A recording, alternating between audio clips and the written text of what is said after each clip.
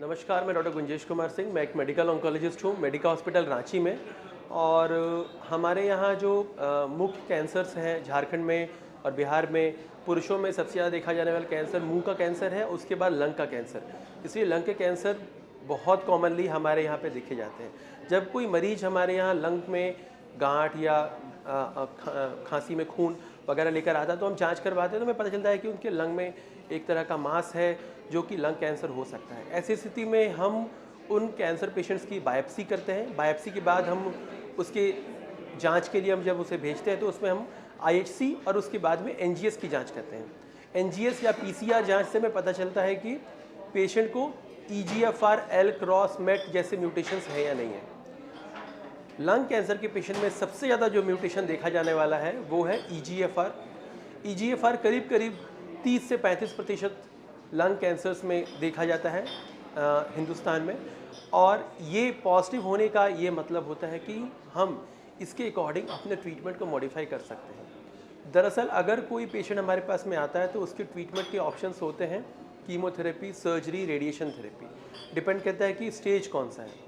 अगर कोई patient stage 4 यानी कि जब बीमारी उसकी लंग से किसी दूसरे ऑर्गन में फैल गई है, उस परिस्थिति में हमारे पास ऑप्शंस होते हैं कीमोथेरेपी के और टारगेटेड थेरेपी के या फिर इम्यूनोथेरेपी के।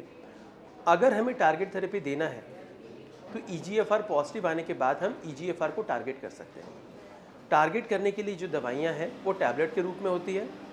टैबलेट्स कई तरह के हो सकते हैं।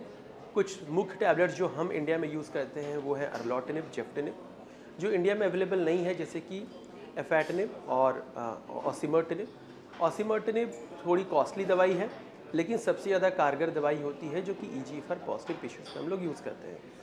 ईजीएफआर जो पॉजिटिव लंग कैंसर का मरीज होते हैं वो मुख्यतः नॉन स्मोकर्स होते हैं, यानी कि जिन्होंने कभी सिगरेट नहीं पिया हो, ऐसे पेशेंट्स में ईजीएफआर ज़्यादा पॉजिटिव देखने को मिलता है और महिलाओं में भी ज़्यादा पॉजिटिव देखने को मिलता है।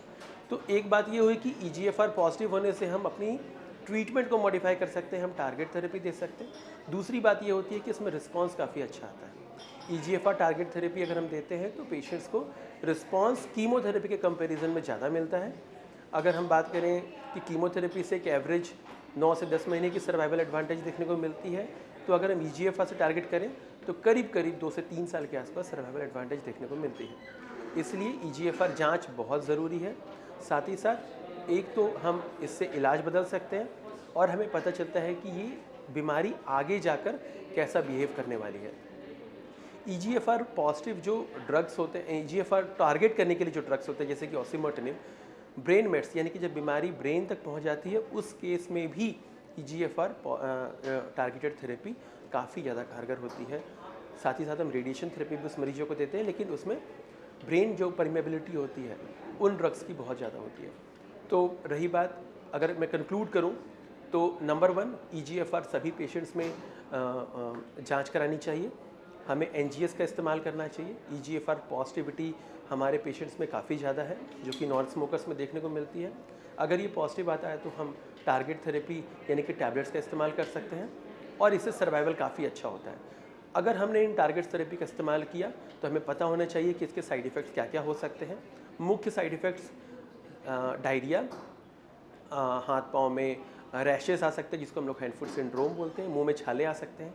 तो अपने को इन सब साइड इफ़ेक्ट्स का ध्यान रखना चाहिए और अकॉर्डिंगली हम लोग ट्रीटमेंट के डोजेस को मॉडिफाई कर सकते हैं। आज के टाइम पे हमारे साथ बहुत सारे सपोर्ट ग्रुप जुड़ रहे हैं जो कि मरीजों को मदद करते हैं कि आगे उनका इलाज कैसे किया जाए, उनको दिशा दिखाते हैं और उनको मुश्किल समय पे हेल्प भी करते हैं। वैसे ये ग्रुप है लंग कनेक्ट ग्रुप, आप इससे ज़रूर जुड़ें ताकि आपको समय समय पर इसकी लंग कैंसर के ट्रीटमेंट्स और उसके जो भी आने वाले साइड इफ़ेक्ट्स हैं, ड्रग्स हैं, इन सब की जानकारी आपको मिलते रहेगी। और इसमें से जुड़े हुए जितने भी लोग हैं, हमारे डॉक्टर्स हैं, सपोर्ट टीम है, आपको हमेशा ज़रूर ही मदद करेगी। धन्यवाद।